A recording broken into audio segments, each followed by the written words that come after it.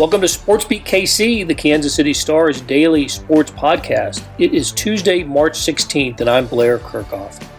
The Missouri Tigers are back in the NCAA Tournament for the first time since 2018. Coach Cuonzo Martin's team is seeded ninth and will take on Oklahoma on Saturday in Indianapolis at 6:25 p.m. Central. The Tigers and Sooners have been scuffling lately.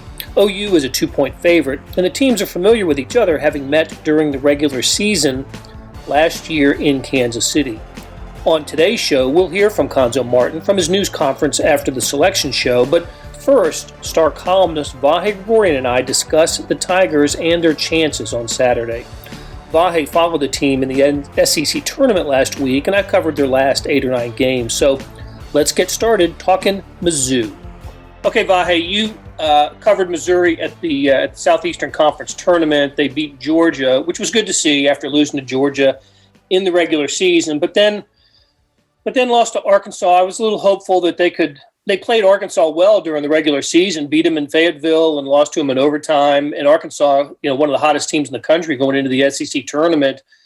But it was just the problems that we've seen Missouri have over the last few weeks of the regular season were on display in that Arkansas loss. So let's look back quickly at that game and then maybe spin it forward and see how we think Missouri will do in the NCAA tournament. But Arkansas just took control of the game in the second half, and it was tough for Mizzou to battle back.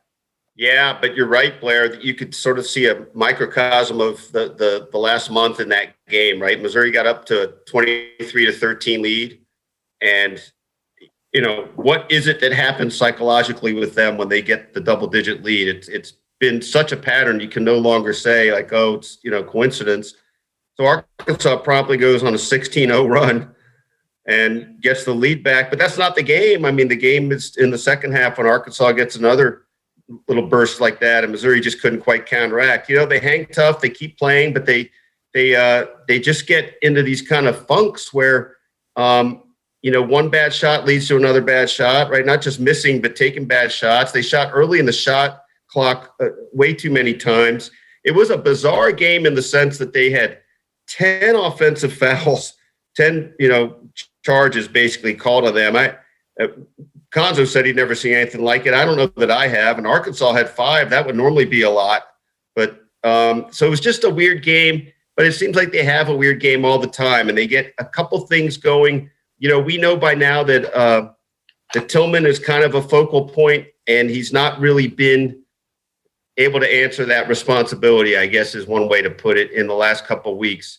He had 0 rebounds in that game against Arkansas. There's a little bit of a school of thought that he's still, I think, still struggling from whatever the death in the family was that had him miss 2 games with a leave of absence. I don't know what's really true or not true, but I think that it's pretty crucial for him to be very aggressive in this game, and even to the point of if he gets that second foul early, then so be it. But him being passive is part of the issue for them.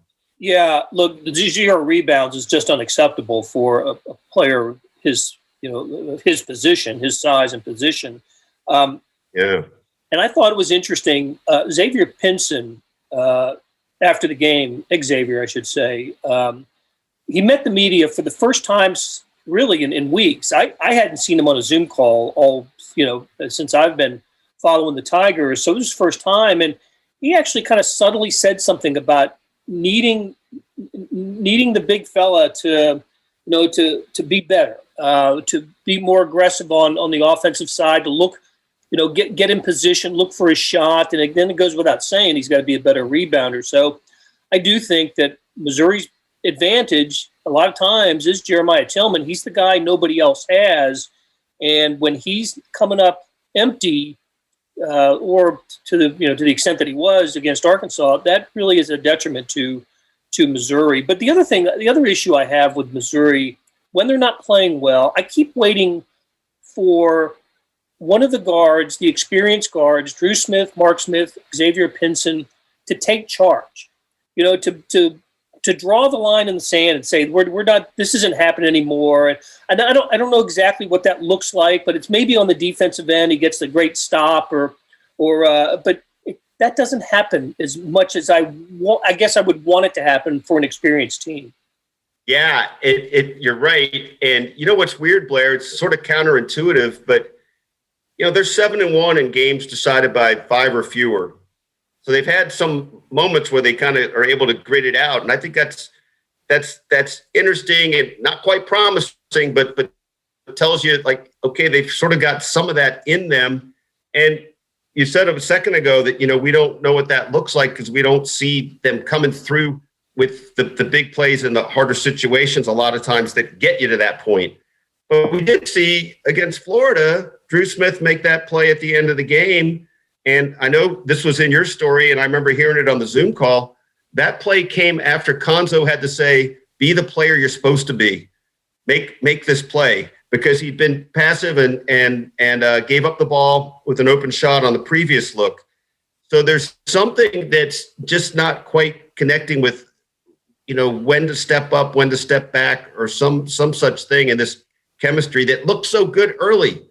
I mean, looked good in the first wave of the season when they, non-conference play, and it certainly looked good when they were, beating top 10 teams 3 times along the way, 2 in the SEC. So that's the frustrating thing, I guess, about watching this team is that you feel like, well, it's in there, but there's some disconnect.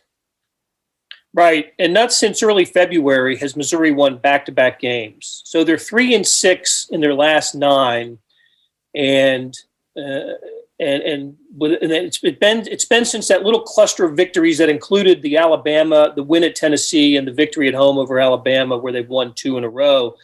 Well, they're at the stage of the season where winning streaks are pretty important, and that first loss is going to get you eliminated. Missouri takes on an Oklahoma team that is actually, from a record standpoint, is playing worse than the Tigers right now. The Sooners have lost 5 of 6 after jumping, like Missouri. Oklahoma jumped into the top 10 at a certain, about the time Missouri did, because Oklahoma was going through a great phase where they were beating ranked Big 12 teams, and then all of a sudden they ran into a snag, and they lost to Kansas State and then lost to Kansas in the quarterfinals of the Big 12 tournament. So Oklahoma's coming in on a little bit of a down note as well. It's an 8-9 game, and I know that you have consulted the trusty NCAA tournament book to do the handicapping on this. I didn't realize that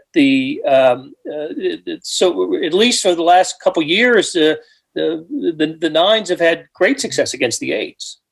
Yeah, and overall, I remember that it was always closer than anything else, and that the 9s might have a little advantage overall in it. So it's 72-68 historically, but radically that way the last 2 NCAA tournaments: 4-0 in 2019, 3-1 in 2018. So, whatever that tells us, it's hard to know. It is interesting, though, to your point, these are 2 teams that have both been on the skids coming into this. And so as much as, this happens all the time with a fan base, right, that the fan thinks about their team's liabilities. And, the Missouri fan has a little of that, the woe was us going. But Oklahoma's sort of had the same thing going. Now, for whatever it's worth, Lon Kruger obviously is a much more experienced NCAA tournament coach than Cuonzo, but I don't know exactly what that means. We're in a really unprecedented moment with even the oddities of the bubble, all these different things going into this sort of stew of factors in this game I think it makes it harder to predict than it even normally would be. I agree. How interesting. First of all, the start of the tournament's been pushed farther into the week, right? The first 4 is not until Thursday. In previous years, those games were on Tuesday and Wednesday night. And then the first games of the first round games would be on Thursday. It'd be Thursday, Saturday, and then Friday, Sunday for the regionals. Instead, they're Friday, Sunday, and then Saturday, Monday, so we can have second round games on Monday. Then the following week, it's even pushed farther. Regional championship games will be on a Tuesday night. So it is different. And we did get to speak to some Missouri players on the selection night. Drew Smith, as he always is, was illuminating when his, just taking us into, what's happening with the players in Indianapolis. The Tigers, you were with them in Nashville. You came home to Kansas City. They went to Indianapolis. So Missouri, like most teams, will have been there for a week or more before they played their first game. And I understand they had to quarantine the first day after the selection. I think on Monday they quarantined. So I don't know exactly what the schedule is the rest of the week, but I do know that it's in Indianapolis. And yeah, as are all teams. And what a strange occurrence this is. Absolutely. And just to elaborate on your point, so they stayed in Nashville on Saturday for whatever reason. I'm not sure. Maybe they couldn't be accommodated yet in Indy. So they went right from Nashville Sunday to Indy. Spent the afternoon at the Speedway because they were waiting for their hotel assignments and they were going to get tested, I think, when they got to the hotel, et cetera, et cetera. But I thought it was kind of interesting when Jeremiah Tillman was asked if he was looking forward to going into the bubble. He goes, no, not at all. Right. Like, we're going to be locked in our rooms 24/7, but then he sort of, made the point that we understand it's what we have to do. But that does speak to a little bit of, the mindset and being there that long. It's really interesting. Blair Cuonzo made this point, and it's going to be true of every team, right? But it actually be exactly the same. What day did Oklahoma lose to Kansas? Was it Thursday? On Thursday, right. Okay, so it's a day more. But this time of year to go 8 or 9 days without playing a game is a little unusual. I mean, I think sometimes you can get knocked out in a tournament early and then play on Thursday, or play on a Friday. But Cuonzo was trying to make this point, and I think, it's the right thing to do for any coach. You take the circumstances you have and you try to mold it in your favor. I think he's trying to make the case to his team that having this amount of time off is really part of the reset, that it will give us a chance to practice. We've, not been who we wanted to be, et cetera. Here's where we get to work on these things and really be fresh. I could be wrong about this, Blair, but I don't think, even with the postponements or some games being moved around, I don't think they had a break of this many days all season. I could be wrong about that, but I just think that's kind of interesting. And it's the same for Oklahoma, but I just wonder who will be able to use that to the best effect. I remember thinking when Missouri got off to its great start this season that one of the reasons that happened was because it's an older team, an experienced team. We're talking about seniors and juniors throughout the starting lineup. Kobe Brown's a sophomore, but everybody else is a junior or senior. And I thought that was to Missouri's benefit as when the season started, and we saw them defeat Oregon and go to Wichita State and beat teams like Oral Roberts and Liberty that are in the NCAA tournament. Maybe there's some of that now that, a week together with the Tigers. Maybe I'm grasping for straws here, but I'm trying to think of ways that it could be to Missouri's advantage to have a little bit of time off to regroup and to come together as a team. I do know that, look, they had a team meeting late in the season, and that was before the Florida game, and that ended up, turning out well for the Tigers. But so they're taking on an Oklahoma team that they actually know the personnel a little bit because the teams played last year in Kansas City at T-Mobile Center at the Thanksgiving tournament, the CBE Hall of Fame Classic. Oklahoma ended up winning that game, I think, by 11. But Austin Reeves and Brady Manick are two great shooters for Oklahoma who are back for the Sooners and will be in this game. And just about everybody is back for Missouri because they returned their entire team. Let's just let's close it out, Vahe, by bottom lining it and saying if Missouri doesn't win, how will we frame this season? It's going to be difficult to expect a victory over a top-seeded Gonzaga likely the opponent in the second round, top seeded for the tournament. But I think a win over Oklahoma would we would remember this season that maybe the Missouri met its potential. Without a victory here, I'm not so sure how we're going to frame this season. Yeah, I think you're right. And I think I reflect on what we saw in that first couple of weeks of the season. And I can't remember if you said it or I said it, but we were talking one day, and I think actually you said it, but you can blame it on me if it turned out I did, that this looked like finally the team Cuonzo, has been wanting to have, right? He's finally got his team. And I think that's sort of part of the subtext here. Like it seemed like he finally had his team. And if that doesn't lead to an NCAA tournament win, that's really pretty disappointing. I mean, I think that's an easy term to use, but I think that would be the case. I think we'd feel like, that they didn't achieve what they would figure to have achieved. Right.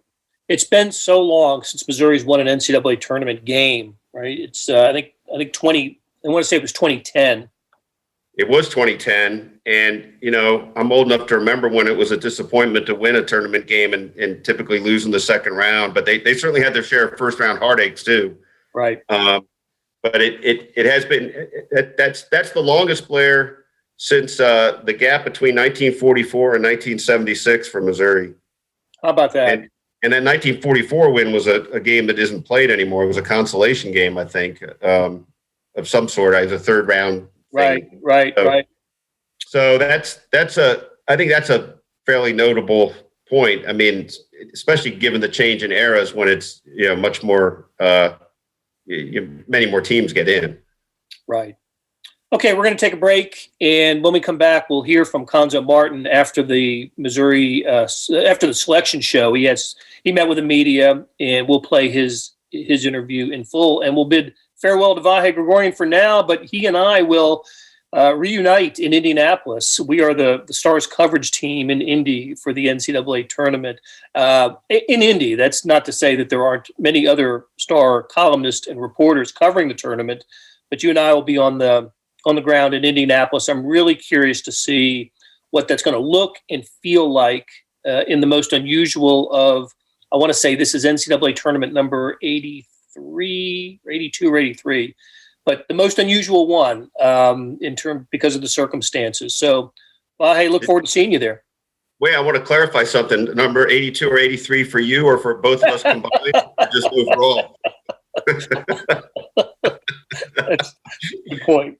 All right, Blair. Thanks. All right, take care. Hey, it's Blair. We have a special subscription offer for SportsBeat KC listeners, unlimited digital access to the Kansas City Stars award-winning sports coverage. Sign up now for 1 year of Sports Pass for access to all the sports news, features, and columns presented on the kansascity.com site, and it's only $30. That's a 40% savings off our regular rate. Your subscription will automatically renew after the initial term at $50 unless you tell us to cancel. Your subscription helps support the sports coverage of kansascity.com and the Kansas City Star, and that support has never been more important.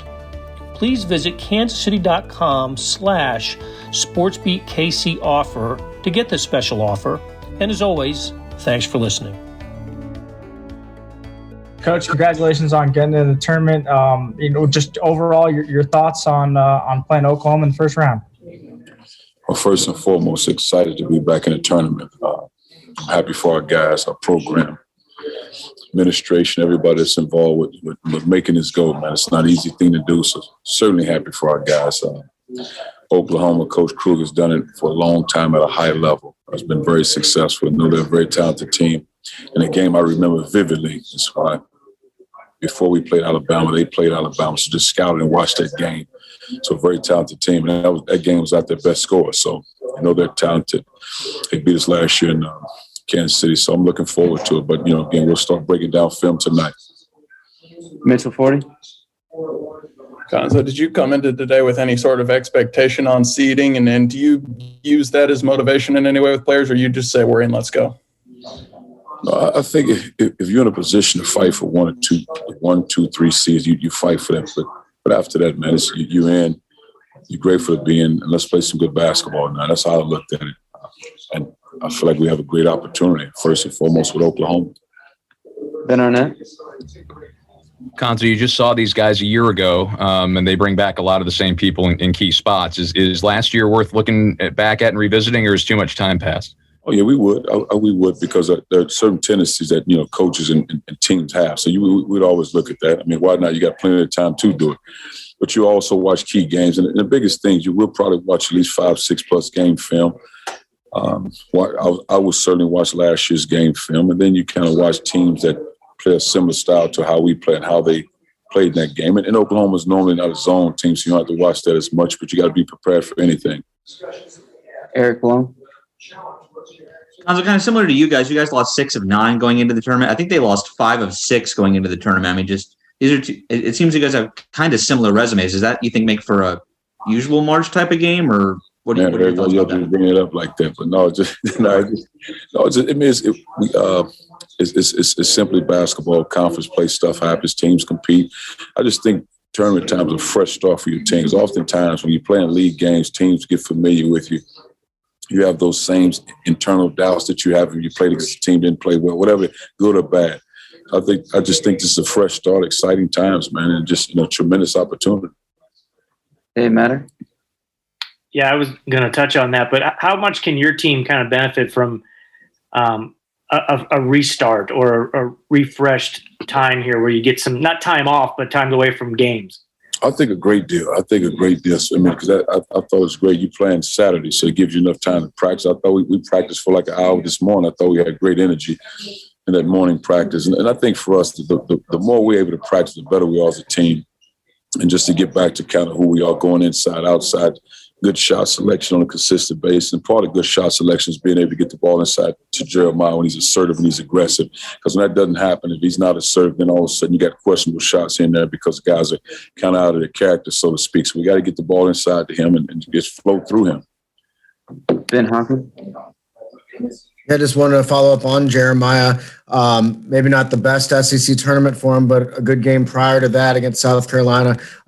What needs to happen at practice this week, preparation, to make sure you get the best out of your big man? Really just him understanding who he is, getting back to that. Again, obviously, he had to lead the team, and that was understood. So now just him getting acclimated, getting back to playing the way he knows how to play the game, playing with energy, playing with passion, running the floor, rebounding, and just even in watching screens, when he's setting those screens, diving to the rim aggressively, all those little things that made him good. He just got to get back to it. And again, we got plenty of time to watch, plenty of film, and he'll get back there. He'll get back. Jack Sobel. Cuonzo, you guys played in plenty of games that came down to the wire, and you made some plays to win some of those games. How much does that experience help you heading into the tournament? I think it helps, but I think more than anything, as well as we like to see Jeremiah play, I think when you get into these type of environments, you got to have good guard play. You got to have good guard play. That means defending, taking care of the ball, making timely free throws, good possessions, not turning the ball over, sound jump stops, making good decisions. You got to have good guard play with this time of year because they can get you over the hump. Because you obviously got to have somebody to get Jeremiah the ball, get him easy looks, get him good opportunities, keep him out of foul trouble when you guard another guy's best players, man. But you got to have guard play, man. And I think it's important. Yes, and we've been in those type of games, but we got to be sound down the stretch of those games. Bill Pollock. Yeah. Hello. Thank you, Cuonzo, for your time. 2 questions. Where's the confidence level of your team? And then just talk about playing in the bubble and the preparations that may be different, or how you go about that just with this tournament. I guess I assume I can answer that question for you at a later date because we haven't had practice yet here. But, I mean, it's a part of everybody has to do it, so the adjustment will be for everybody. So as far as being in the bubble. Confidence, I've never worried about confidence with guys, man. It's basketball. I mean, you have some guys that are shooters, shot and falling, where you got to get reps in there. And I think oftentimes with confidence, getting the first 1 or 2 to go, but also the preparation, getting them to go. I mean, because, again, if you're a shooter, nobody's going to make it easy on this time. So that means you got to be strong in your preparation, strong in your drive, strong in your decision-making, your shot prep, all those things that makes you good. But I think confidence, Again, I've always said this to our guys: don't get so consumed with your shots falling or not, because if you defend, rebound, and play as hard as you can play, you don't have to worry about that. But if you consume with whether or not the shot goes in, that's your whole focus. I think that's when guys have a tendency to struggle. Back to Mitchell 40. Cuonzo, I think Jeremiah's the only player on this team who's actually played in an NCAA tournament game before. How do you kind of strike the balance between, making sure guys enjoy this experience and the fact that it doesn't come around too often without making the moment big? Well, again,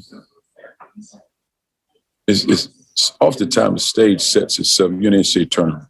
You're playing against a very talented program in Oklahoma, a lot of history there, Oklahoma and Mizzou.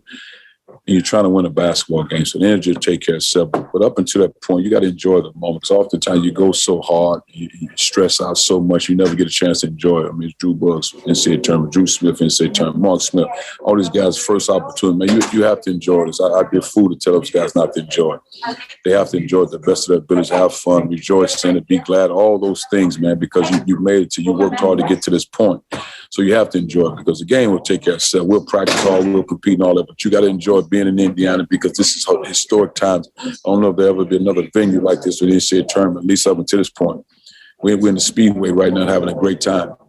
Had a chance to go around the Speedway track. It's beautiful, man. So you have to enjoy it, man, because these are, like Drew Buggs, Drew Smith, them guys are seniors. You don't get this again. Aaron Ladd. Coach, you talked about building consistency last time and trying to be as consistent as possible. When you're in a win or go home scenario, what do you lean on when you've been inconsistent down the stretch? Well, that's it. Well, I think what happens, man, when inconsistencies, it's really focus. Just focus on the task at hand. Concentrate on the things we work on in practice. But again, we're as good as any if we're whole.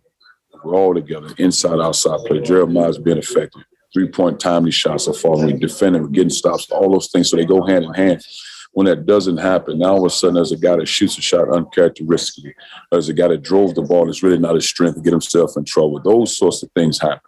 So what we have to do, we have to make the thing flow and do what we do in practice and execute what we're doing. And I think we're good. But good teams make you get out of character. That's what when you're at this level and this setting, good teams, Oklahoma do something where we have to make an adjustment.